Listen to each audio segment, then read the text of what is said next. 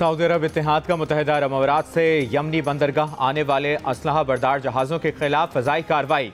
मुकल्ला बंदरगाह पर दोनों जहाज़ों को निशाना बनाया। कार्रवाई के बाद यमन का मुत्तहिदा अरब अमारात के साथ मुश्तरका दिफाई मुआहिदा मनसूख करने का ऐलान।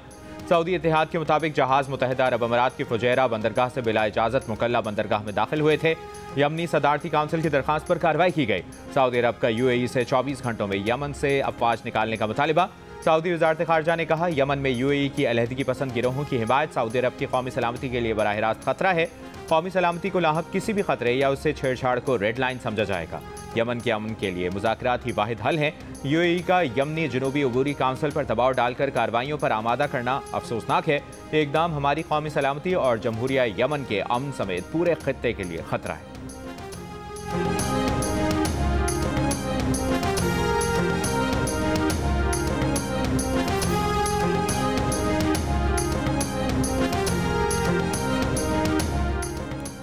वज़ीर ख़ारजा इसहाक़ डार का सऊदी वज़ीर ख़ारजा शहज़ादा फैसल बिन फरहान से टेलीफोनिक राबता।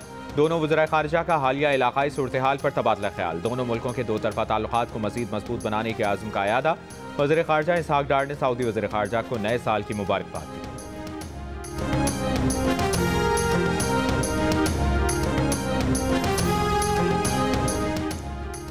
वज़ीर आज़म शहबाज शरीफ की रहीम खान आमद मुतवक्की। ज़राए का कहना है कि वज़ीर आज़म मुत्तहिदा अरब अमारात के सदर शेख मोहम्मद बिन ज़ायद अल नहयान से अहम मुलाकात करेंगे।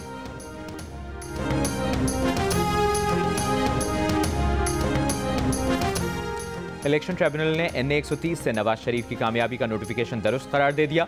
डॉक्टर यास्मीन राशिद की नवाज शरीफ के खिलाफ दायर दरखास्त खारिज। डॉक्टर यास्मीन राशिद ने नवाज शरीफ की कामयाबी को चैलेंज किया था। इलेक्शन ट्रिब्यूनल के जज राना जाहिद महमूद ने फैसला सुनाया।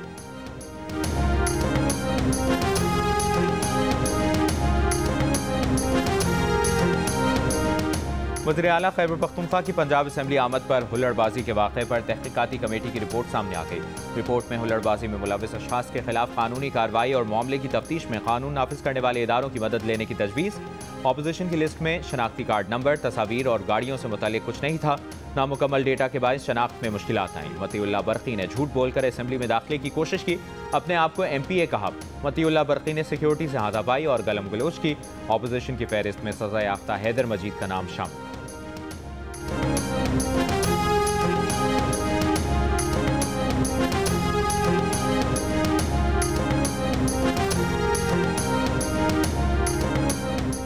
कराची वालों के लिए खुशखबरी। कल से मलीर से शाहराह फैसल तक डबल डेकर बसें चलेंगी। सिंध के सीनियर वजीर शर्जील मेमन का कहना है कि डबल डेकर बसें कराची वालों के लिए नए साल का तोहफा हैं। डबल डेकर बसों का किराया पीपल्स बस के बराबर ही होगा। फिलहाल तजुर्बाती बुनियाद पर डबल डेकर बसें महदूद पैमाने पर चला रहे हैं। डबल डेकर बसों से सड़कों पर जगह बचेगी। शर्जील मेमन ने ऑरेंज लाइन को ग्रीन लाइन से मिलाने के मंसूबे का इफ्तिताह भी कर दिया। कहा, अब मुसाफिरों को डबल किराया भरने की ज़रूरत नहीं पड़ेगी। मुसाफिर अब एक ही कार्ड पर ऑरेंज लाइन और ग्रीन लाइन से सफ़र कर सकेंगे।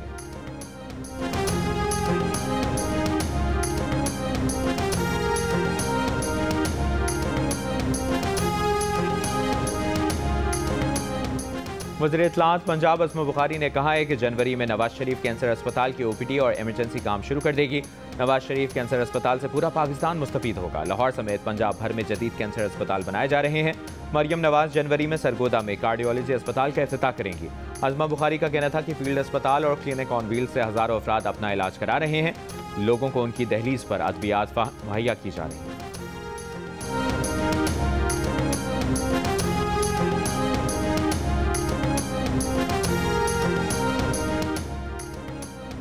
पाकिस्तान स्टॉक एक्सचेंज में कारोबार के दौरान मुस्बत रुझान। 100 इंडेक्स 576 पॉइंट्स इजाफे के बाद 1,74,472 की सतह पर बंद। मुल्क भर में सोने की फी तोला कीमत में 10,700 रुपए की कमी। एक तोला सोना 4,59,462 रुपए का हो गया।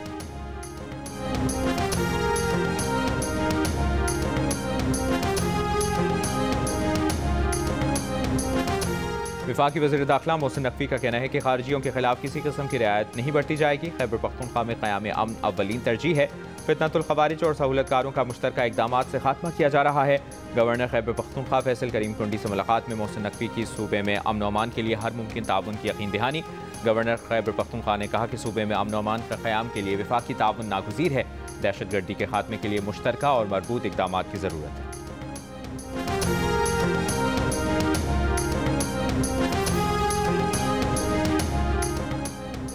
चेयरमैन पीटीआई बैरिस्टर गौहर का कहना है कि तहरीक जिस शिद्दत से भी चले, मुज़ाकरात का कोई नेमुल बदल नहीं। साहिब इक़्तिदार लोग कोई तरीका निकालें ताकि हालात बेहतर हों। हडियाला जेल दाहगल नाके पर मीडिया से गुफ्तगू में कहा कि मुलाकात की भीख मांगने में दूसरों के साथ अपनों का भी हाथ है। मुज़ाकरात इस तरह से आगे नहीं बढ़ रहे जो हालात का तकाजा है। नए साल में दाखिल हो रहे हैं, लेकिन लग रहा है 2026 भी सजाओं का साल होगा। पीटीआई ने कभी मुज़ाकरात कॉल ऑफ नहीं किए। सोहेल आफरीदी का दौरा लाहौर में पार्टी की मुशावरत नहीं थी, ये बानी की हिदायत थी।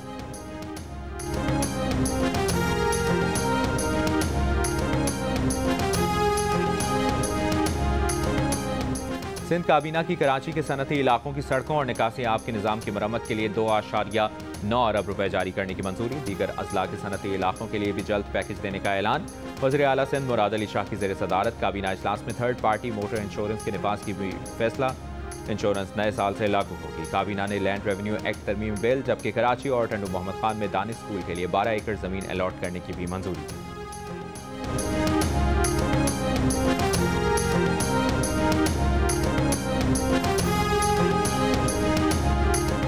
सिंध में 27 अरब के सोलर एनर्जी प्रोजेक्ट में अरबों रुपए की बेकायदगियों का इंकशाफ।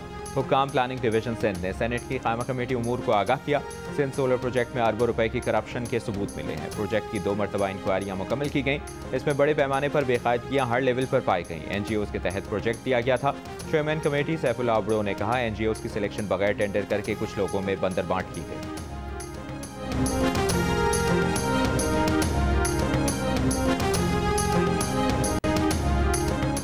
कराची में खुला मैनहोल एक और जान ले गया। कोताही किसकी, जिम्मेदारी किसकी? एक बार फिर बहस शुरू हो गई। कुरंग की मेहरान टाउन में मैनहोल में गिरकर जाँ बहक होने वाले वालिदैन के इकलौते बेटे 8 साल के दिलबर के वालिद का कहना है कि 1 माह पहले गटर सफाई के लिए खोला गया और फिर उस पर ढक्कन नहीं लगा। डेप्टी मेयर सलमान मुराद का UC चेयरमैन को 10 दिन पहले ही गटर के 10 ढक्कन देने का दावा। PTI के टाउन चेयरमैन गौहर खटक ने बयान को झूठा करार दे दिया। कहा, गटर का एक ढक्कन भी नहीं दिया गया। कराची में रवा साल खुले गटर और नालों में गिरकर जाँ बहक अफराद की तादाद 27 हो गई। जाँ बहक अफराद में 8 बच्चे भी शामिल हैं।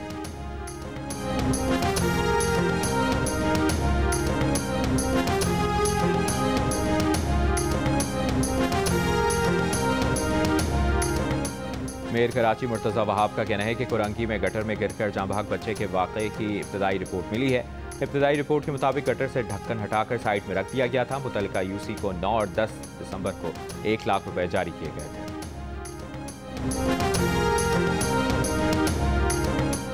बांग्लादेश की पहली खातून वज़ीर आज़म खालिदा ज़िया इंतकाल कर गई। नमाज जनाजा कल अदा की जाएगी। बांग्लादेशी हुकूमत का मुल्क में 3 रोज़ा सोग का ऐलान। BPL में आज खेले जाने वाले मैच मुलतवी। खालिदा ज़िया की उम्र 80 बरस थी। वो कई अमराज में मुब्तला होने के बाद ढाका के अस्पताल में ज़ेर इलाज थी। सदर आसिफ अली जरदारी, वज़ीर आज़म शहबाज शरीफ का बेगम खालिदा ज़िया के इंतकाल पर इज़हार अफसोस।